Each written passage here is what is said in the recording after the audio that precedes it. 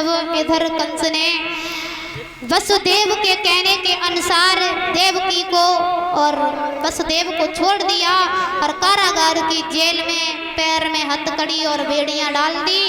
और वसुदेव ने ये कहा था जैसे पुत्र पैदा होगा तो हम तुम्हें सौंपते जाएंगे। आज मेरे भैया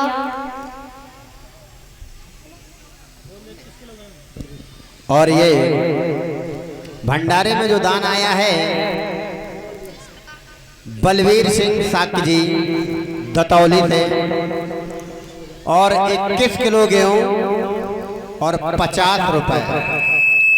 कामना करते हैं भगवान से कि खेत में अगली साल ज्यादा फसल होए और ज्यादा। हाँ, काम नहीं कर सकता तो कर का सकता है हाथ जोड़ के और कच कन्न को है, और समाज में भरपूर सम्मान मिलता रहे और धर्म के प्रति के हाथ ऐसे ही बढ़ते रहे।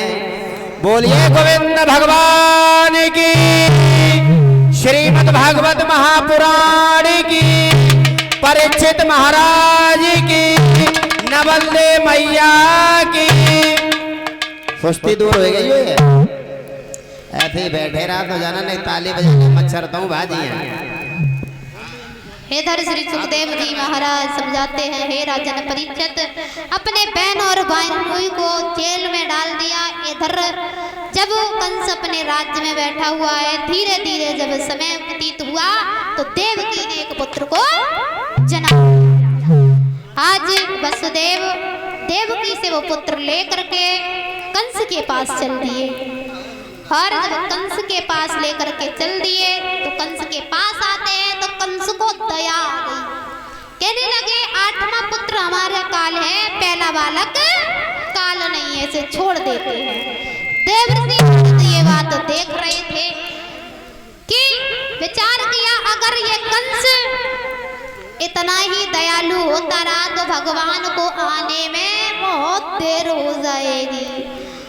आज देवर्षि नारद आते हैं तो कंस महात्माओं से बड़ी घृणा रखता था और देवर्षि नारद से बड़ा प्रेम था। कहने लगे आइए महाराज। आज जैसे ही देवर्षि नारद को बैठा रहा, कहने लगे जब बताओ पहले आते थे तो बड़े चेहरा पर खुशी नजर आती थी, आज क्या बात है? कहने लगे तुम्हें नहीं पता कि आकाशवाणी हुई थी, और आकाशवाणी हुई तो ये कहा था कि तुम्हारी बहन का जो 8वां पुत्र है वो तुम्हारा काल है। कहने लगे ये बताओ कोई पुत्र ने जन्म लिया? कहने लगे हाँ एक पुत्र ने जन्म लिया। कहने लगे कहाँ किया? कहने लगे हमने उसे छोड़ दिया। एक योग माया से फूल पुष्प मंगाया और उसकी कहने लगे इसकी कली गिनो। आज कंस ने वो कली गिनी, फिर कहने लगे इसे उल्टी गिना शुरू करो। कहने लगे कैसी गुना होती 8 है। कहने लगे जरूरी नहीं है कि हर एक बच्चा 8वां भी हो सकता, जरूरी नहीं कि 8वां ही तुम्हारा काल हो, पहला भी तुम्हारा काल हो सकता है और 8वां भी तुम्हारा काल हो सकता है। जैसे ही देवर्षि नारद की बातों को सुन करके